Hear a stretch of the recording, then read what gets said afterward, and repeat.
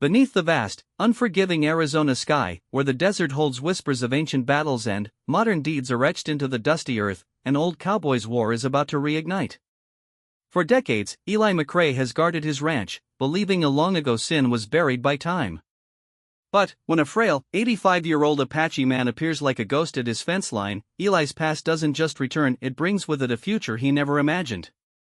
This is not a story of simple vengeance, but of a confrontation that will unravel a lifetime of secrets, forcing two old men to face the truth before a gathering storm of their children's making arrives to rewrite the legend forever. The desert sun was a merciless brass bell hanging in the pale sky, beating down on the cracked earth of the McRae ranch. Eli McRae, 78 years old with a spine as straight as a fence post and a face like sun-baked leather, leaned against the splintered wood of his corral. His blue eyes, faded but sharp, scanned the horizon where the heat shimmered like a liquid veil. He was a man carved from the solitude of this land, a man who believed he understood its rules and its rhythms. The rules were simple: you work, you endure, you protect what's yours. The rhythm was the slow, inevitable crawl of days, one into the next, with the past firmly lodged behind you like a closed gate. His ranch, the Lazy Sea, was a testament to stubbornness. It wasn't the biggest or the greenest spread in the county, but it was his. Every fence post, every windmill, bore the mark of his hands. He lived alone, his wife long past, his own son, Jack, running a trucking business 3 states away, visiting only at Christmas. The silence was Eli's constant companion, broken only by the lowing of cattle, the whisper of the wind, and the distant cry of a hawk. He was at peace with this silence, or so he told himself. It was an honest silence, earned. On this particular afternoon, as Eli mended a stretch of barbed wire, the silence changed. It wasn't a sound that alerted him at first, but a feeling, a prickling on the back of his neck, the old animal sense of being watched. He straightened up slowly, a hand going instinctively to the worn leather of the holster on his hip, though the pistol had been unused for years. He squinted against the glare, looking toward the southern boundary where his land met the vast, untouched expanse of the reservation and the scrubland beyond. There, at the fence line, a figure stood. It was so still that for a moment Eli thought it was a juniper stump, a trick of the light. But, as he focused, the shape resolved into a man. An ancient man, lean as a sapling, dressed in simple, worn denim and a faded plaid shirt. His hair, white as bone, fell in 2 long braids over his shoulders. He held no walking stick, yet he stood with a quiet, immovable dignity, his dark eyes fixed on Eli across the 200 yards of dusty pasture that separated them. Eli's breath caught in his throat. He didn't need to see the face clearly. The posture, the spectral presence on that specific spot, it unlocked a vault in his memory he had sealed shut over 60 years ago. The name surfaced like a stone from deep water: Kalani. It couldn't be. Kalani would be long dead, or gone forever into the heart of the reservation. The boy he'd known, the boy from that terrible summer of 1958, could not be this old specter. But it was. Eli knew it in his bones, in the cold dread that pooled in his stomach, cutting through the desert heat. The old Apache did not wave, did not beckon. He simply stood, a living monument to a day Eli had spent a lifetime trying to forget.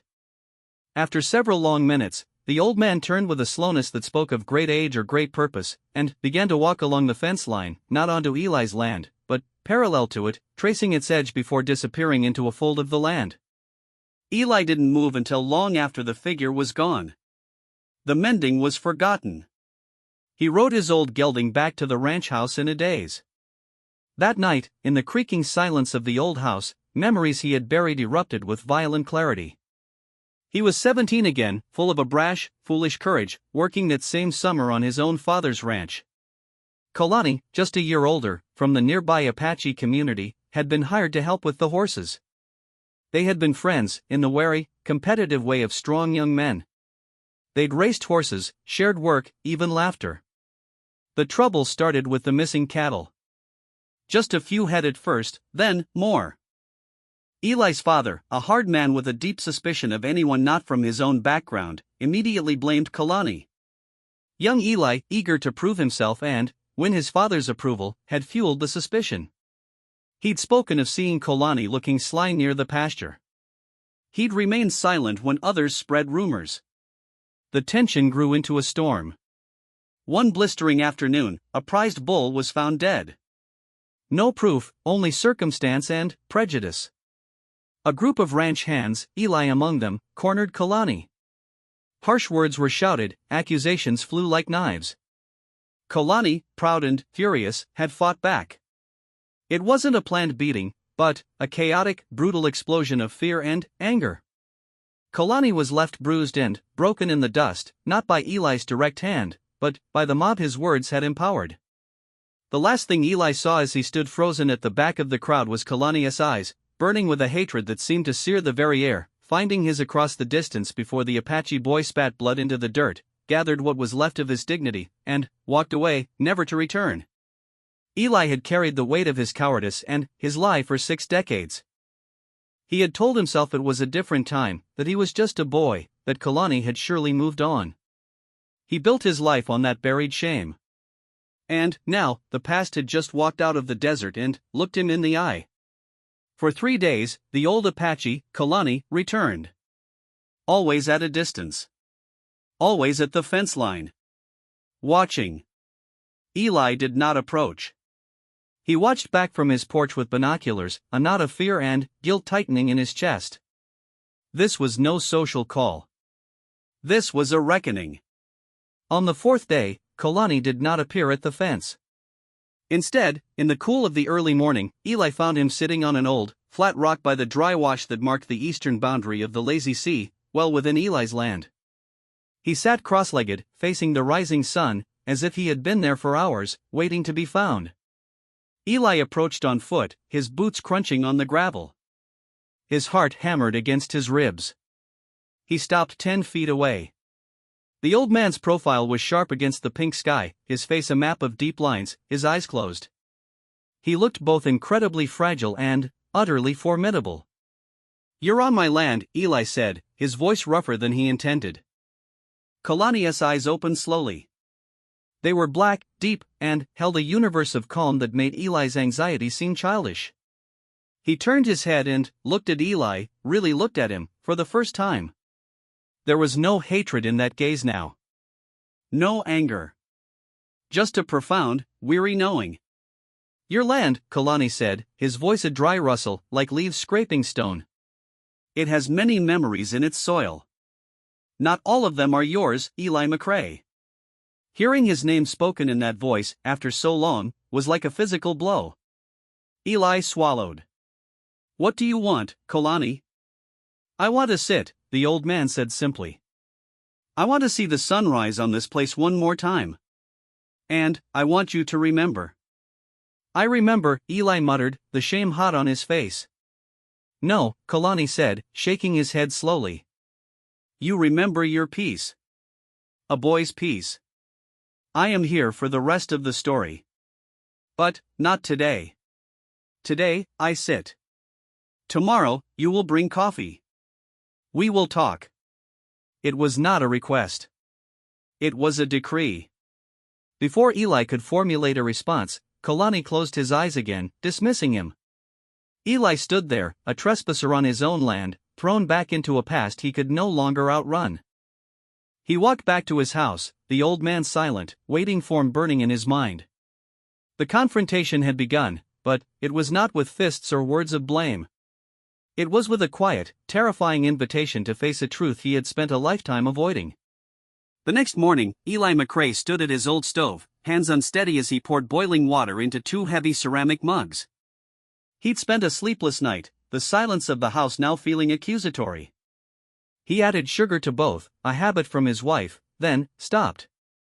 He didn't know how Kalani took his coffee. The simple uncertainty felt symbolic of everything between them, 6 decades of unknown life. He left both black. He carried the mugs out into the dawn, the air still chill. Kalani was already there, on the same rock by the wash, a wool blanket around his thin shoulders. Eli wordlessly handed him a mug and sat on a smaller rock a few feet away, the gulf between them vast. For a long time, they just drank, the steam mingling with the morning haze. The desert woke around them, a cactus wren chattered, a jackrabbit skirted through the creosote. "You have a family?" Kalani asked finally, not looking at him. Had a wife. Sarah. Passed 10 years back. A son, Jack. He's in Omaha. Eli felt the need to fill the silence. You? Kalani nodded slowly. A wife. Gone now, too. A son. He paused, his gaze fixed on the distant mesas. He is coming. Two simple words that sent a fresh current of anxiety through Eli. Coming here? He is a man with questions. Questions I could not answer until I settled things here. Kalani sipped his coffee. The boy you knew, the one you let them hurt, he died that day. A different man walked away. A harder man. That man raised a son on stories of injustice. My son, Ben, he carries those stories like stones in his heart. Eli's grip tightened on his mug. So he's coming for, what? Payback? Kalani turned his ancient eyes on Eli. You still think like a cowboy in a cheap novel. This is not about payback. It is about truth. My truth. Your truth. The land's truth. Ben thinks he knows mine. He does not. And, you have never known your own. What's that supposed to mean? Eli asked, defensive. You remember the fight. The shame. Do you remember what happened 2 weeks before? Eli searched his memory, a blur of that hot summer. There was the work, the tension, the missing cattle, and something else. A day by the creek that fed the wash they now sat beside. He and Kalani, off duty, had been swimming. Kalani had found a piece of flint, expertly chipped, an ancient arrowhead. He'd explained what it was, how his people had hunted there. Eli, impressed, had confessed his own secret. He'd found a small cave in the Mesa Bluff, a hideout where he'd stashed a bottle of his father's whiskey and a dime store pistol he'd bought. It was a moment of shared, youthful confidence, a breach in the wall of their different worlds. The cave, Eli whispered. After they accused me, Kalani said, his voice low, after your words painted me a thief, I went to that cave. I was hurt, angry. I took the pistol. Not to use. To have something. To take something from you, as my dignity had been taken. He looked into his coffee. On my way back to the reservation, 2 of your father's men, the ones who beat me, found me. They saw the gun in my belt. They did not ask where I got it. It was all the proof they needed. They called the sheriff. Eli felt the ground tilt beneath him. He had never known this. The official story was that Kalani had been caught with stolen property, a gun. It had cemented his guilt in the community's eyes and justified the violence. Eli had believed it, had used it to further bury his own guilt. See, he was a thief. I spent 60 days in the juvenile center because of that gun, Kalani said. My family was shamed. My father lost his job in town. When I got out, we moved deeper into the reservation, away from this side of the world. The man who came out was not the boy who went in. The weight of this new knowledge crushed Eli.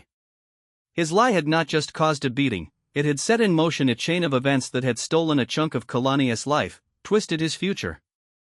His sin was not one of omission, but of a specific, poisonous action he hadn't even witnessed the full consequences of.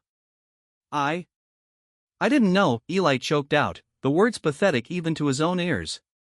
You did not ask, Kalani corrected, not with anger, but with a devastating finality. You chose your story because it was easier to live with. Now, my son Ben, he lives with a different story, one of pure white victim and pure white villain. He is coming here, with his friends, his clan.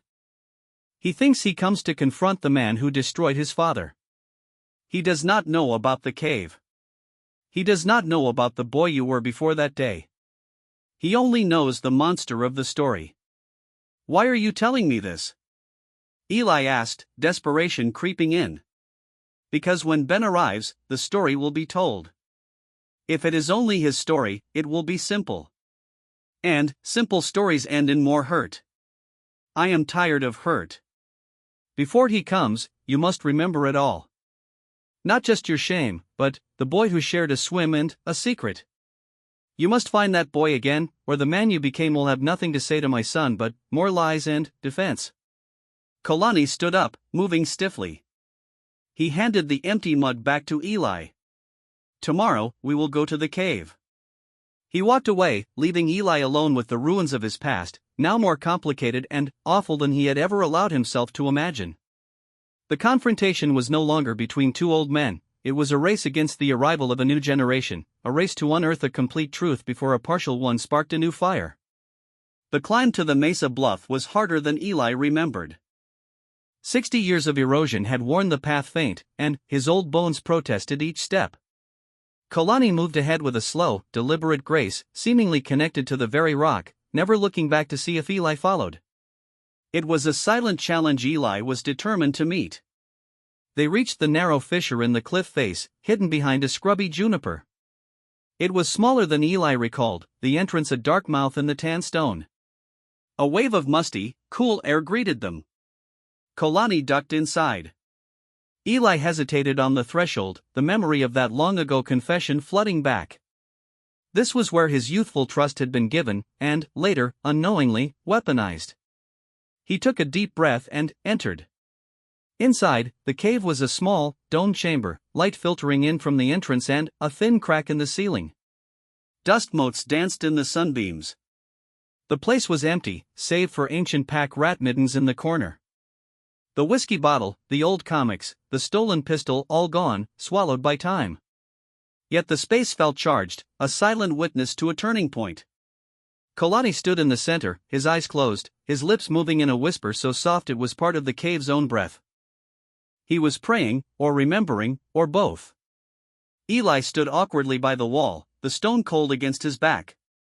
After a few minutes, Kalani opened his eyes. "This is where you gave your secret," he said.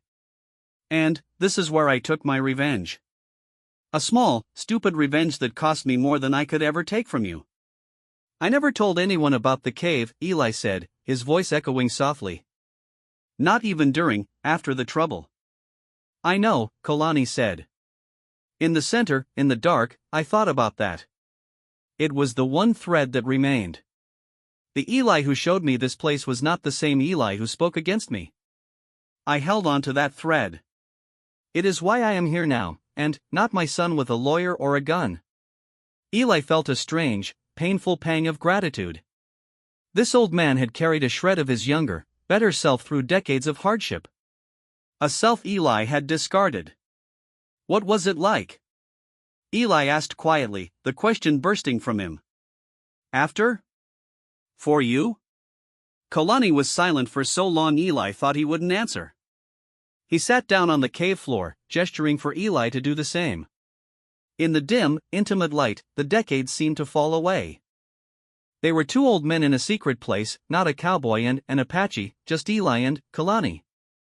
Anger was a fire, Kalani began, his voice a low rumble. It burned clean for years. It fueled me.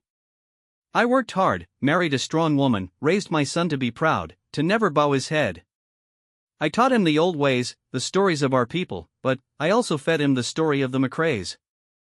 I made your name a curse in our house. It was easy. It felt right. He picked up a small stone, rolling it in his palm. But fire burns out, or it consumes everything. As I got older, the anger turned to ashes. All that was left was the hole it had burned in me. The hole where a friend had been. I saw my son's anger, bright and hot like mine once was. I saw it leading him down a path with no end. A path that only makes more holes. He looked at Eli. I came here to fill my hole. To look at the man, not the curse. To see if the boy from the cave was truly dead. And is he? Eli asked, his heart in his throat. He is buried deep. Under many years of pride and silence. But he is there. I see him in the confusion in your eyes. The shame is for the other boy, the coward. This one, Kalani gestured around the cave, this one just feels regret. And regret can be a beginning. They talked more, as the sun outside climbed. Not of the big things, not yet, but of the small ones. Kalani spoke of his wife, her laughter, her skill with beadwork. Eli, haltingly, spoke of Sarah, of her patience, of how she tried to gentle the hardness in him, with only partial success. They spoke of the changing desert, of the drought, of the stars that were the same as when they were boys. It was not forgiveness. It was not reconciliation. It was an excavation. A careful, painful digging in the shared ground of their past. When they left the cave hours later, the desert sun was fierce. The walk back was quieter, but the silence between them had changed. It was no longer a wall, but a space, fragile and new. That fragile piece shattered the moment they returned to the ranch yard. A cloud of dust on the horizon resolved into 3 vehicles, 2 dusty pickup trucks and a newer SUV. They pulled into the yard with a purposeful rumble, parking in a loose line. Doors opened. Men got out. 6 of them, ranging in age from late 20s to 50s. They were dressed in a mix of work clothes and denim, their faces serious, closed. At their center was a man in his 40s with Kalani's sharp cheekbones and fierce eyes, but none of his calm. His anger was a visible aura, tight in his shoulders, blazing in his gaze. This was Ben, Kalani's son. He looked past his father, his eyes locking onto Eli. The raw, untempered hatred in that look was like a physical force, taking Eli back 60 years to the boy in the dust. "Father," Ben said, his voice tight. "We got your message that you were here. We came." Kalani nodded slowly, stepping slightly between Ben and Eli. "This was not necessary." "It is necessary," Ben said, his gaze never leaving Eli. "It's long past necessary." He took a step forward, his friends a solid, imposing presence behind him. "You are Eli McRae." It wasn't a question. Eli straightened his back, the old instinct to defend his land rising up. "I am." "My father has lived with what you did to him every day of his life," Ben said, his voice rising. "We've all lived with it. Now we're here. We're here to hear you say it. We're here for his honor."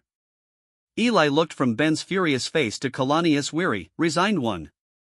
The past wasn't just knocking at the door anymore, it had kicked it down, young, strong, and demanding answers the old men were only just beginning to find. The simple story had arrived, and it was ready for a fight. The ranch yard, usually a place of solitary quiet, crackled with a tense, crowded energy. The members of Ben's group, cousins, friends from the reservation, men who shared his history and his grievance, spread out slightly, a silent show of solidarity. Their eyes were hard, scanning Eli's home, his land, with a possessiveness that felt like a challenge. Eli stood his ground, but, inside, he was reeling. The fragile understanding he'd just begun to forge with Kalani in the cave seemed ludicrous in the face of this tangible, collective anger. "Ben," Kalani said, his voice firmer now. "This is not the way. We have been talking." "Talking?" Ben's laugh was short, harsh. "For 60 years, there was no talking. For 60 years, it was just the story of what he and his people did. Now you are old, and you come to talk? What is there to talk about?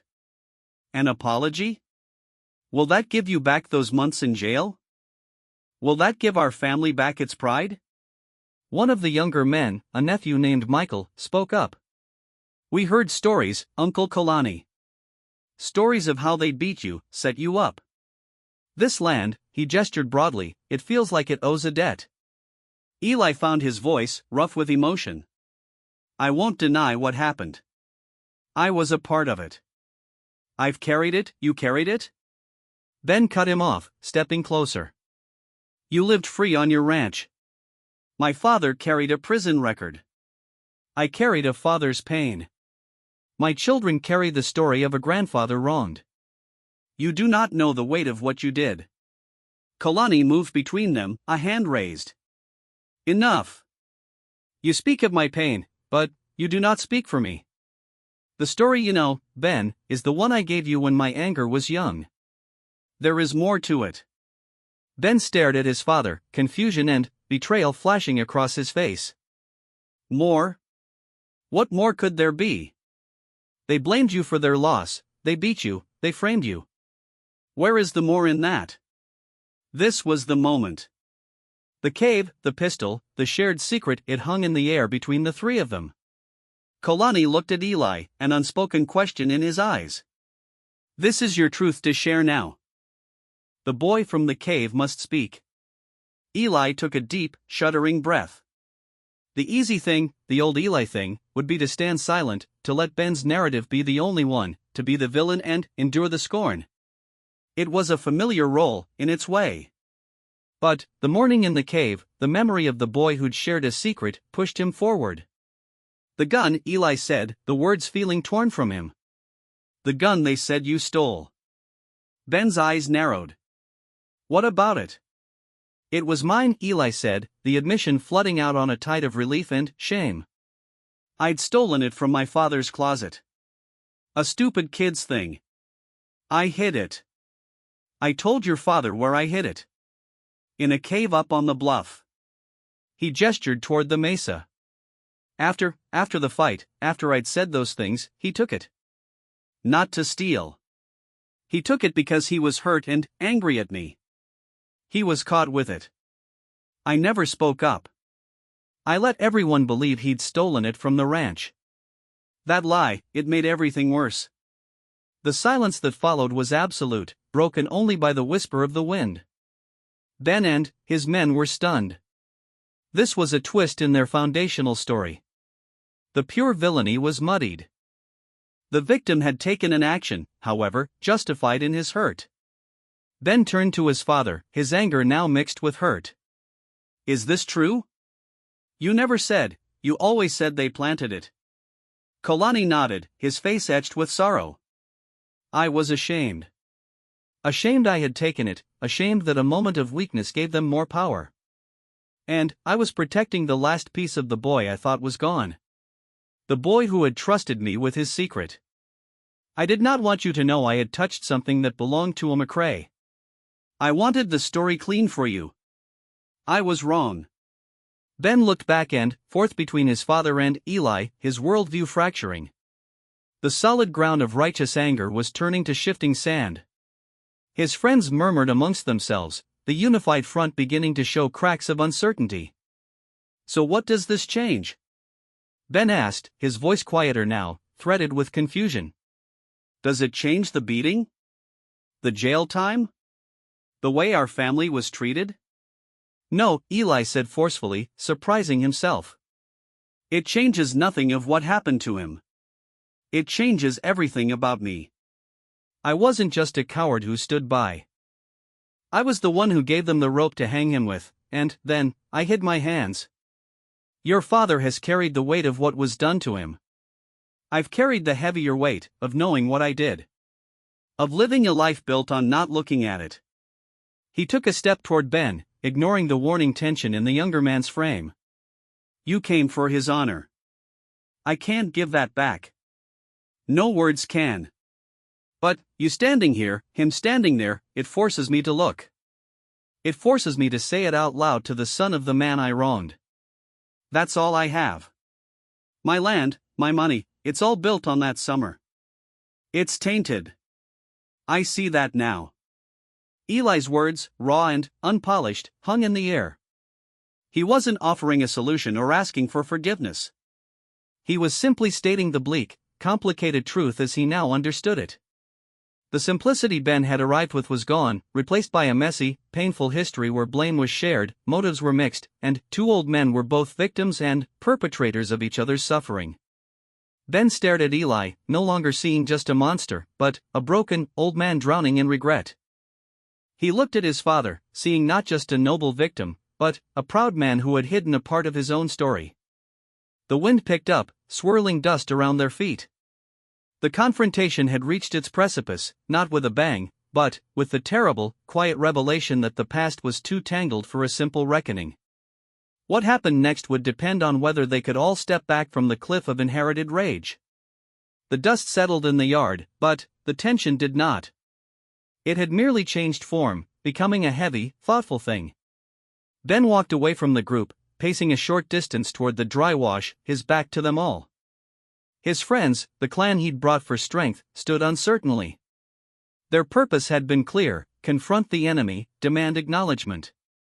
Now the enemy was a remorseful old man, and the story had layers they hadn't been prepared for. Kalani watched his son, his expression a mixture of empathy and exhaustion.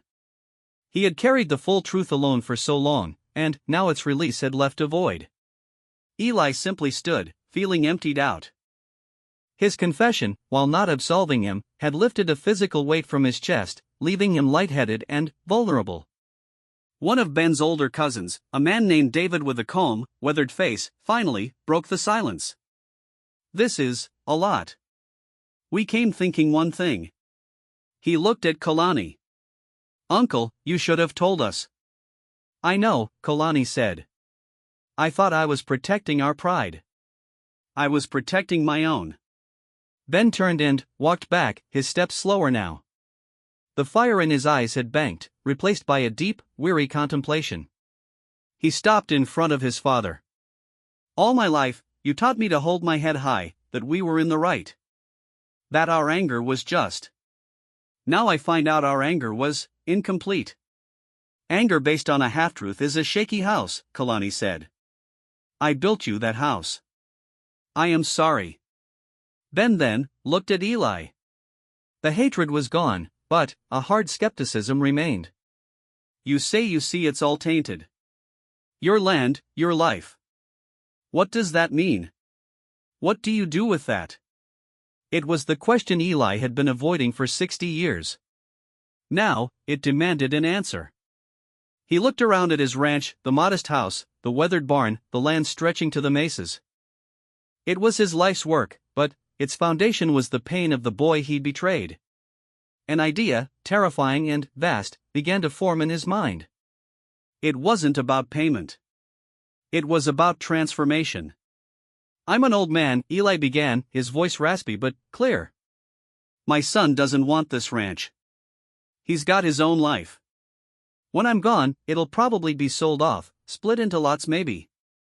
He took a step toward the fence line, pointing to the south, toward the reservation. "This land, this specific piece, it's between our worlds. It holds our bad history. But it could hold something else." He turned to face Kalani and Ben. "I can't change the past. I can't give back what was taken. But I can change what happens to this ground. I will sign over the southern quarter, the part that borders the reservation, the part where it all happened to your family. To Kalani, and to you, Ben, and your children. Not as a payment. Not as an apology. Those things are too small. Let it be a meeting ground. A place where that old story doesn't have to be the only one." The offer landed in the yard like a thunderclap. Even Kalani looked stunned. Ben's eyes widened. Land was identity, history, sovereignty. For an Apache to have legal claim to even a piece of what was historically their territory, offered freely by the descendant of those who took it, was unprecedented in their personal universe. "You would do that?" Ben asked, suspicion and a flicker of something like hope in his voice. "The law might be complicated," Eli said. "But my word on it is simple. My lawyer can draw it up. You could use it for grazing, for a cultural camp for your kids, for nothing at all. It would just be yours. A place where the McCrae story ends, and your story continues." He looked at Kalani. "You came here to fill a hole. Maybe this is how. Not by digging up more pain, but by planting something new in the same soil." Kalani's eyes grew moist. He looked out at the land in question, his gaze tracing the familiar contours. He nodded slowly, a profound, deep-moving acknowledgement. "The boy from the cave," he said softly, to Eli. "He is not dead after all." Ben was silent for a long time, looking from his father's moved face to Eli's earnest, weary one. The clan around him waited, their anger dissipated, replaced by a cautious, monumental curiosity. The simple story of vengeance had completely unraveled, and in its place was something messy, difficult, and real. "We would need to discuss this," Ben said finally, not as a leader of a war party, but as the head of a family. "As a family." "Of course," Eli said. "There's no hurry. The coffee's always on. A faint, almost imperceptible smile touched Ben's lips. It wasn't friendship, not yet. It was the first crack in the ice of decades of hostility. In the days that followed, the strange gathering settled into an uneasy truce. Ben and his men didn't leave. They camped down by the wash, on the very land Eli had spoken of giving. They built a small fire in the evenings. Kalani stayed in the guest room of Eli's house, a decision that shocked both families but felt necessary to the two old men. They talked more, filling in the 60-year gap, the births, the deaths, the small triumphs and tragedies of ordinary lives lived in parallel. One evening, Eli joined them by their fire. He brought food. It was awkward at first, but Kalani's quiet presence acted as a bridge. Ben asked practical questions about the land, the water table, the grazing quality. Eli answered honestly. They spoke of the drought, of the challenge of raising cattle. They found a common language in the language of the land itself. The confrontation was over. It had not ended with a victory or a defeat, but with a complicated, fragile possibility. The 85-year-old Apache had not come for revenge, but for resolution. The cowboy had not defended his fortress, but had opened its gates. And the son who returned with his clan did not find the monster he expected, but a broken man offering a piece of the earth to mend a tear in its history. On the morning Ben and his group prepared to leave, Eli walked with Kalani to their trucks. The two old men shook hands, a firm, dry clasp that held a universe of unsaid things. The lawyers will be in touch, Eli said. We will be in touch, Kalani corrected, with a meaning that went beyond legalities. Ben approached Eli. He didn't offer his hand, but he gave a slow, respectful nod. We will think on your offer. And we will talk again, Eli McRae. As the trucks pulled away, kicking up a plume of dust that glowed in the morning sun, Eli stood alone in his yard once more. The silence had returned, but it was different. It was no longer the silence of a buried past, but the quiet after a storm has passed, when the air is clean and the ground, though scarred, is ready for new growth. He looked at the empty rock by the wash, then up at the mesa hiding the cave. The story wasn't over. It was just beginning a new, unexpected chapter, written not by one man, but by the choices of two old men and the son who bridged their worlds.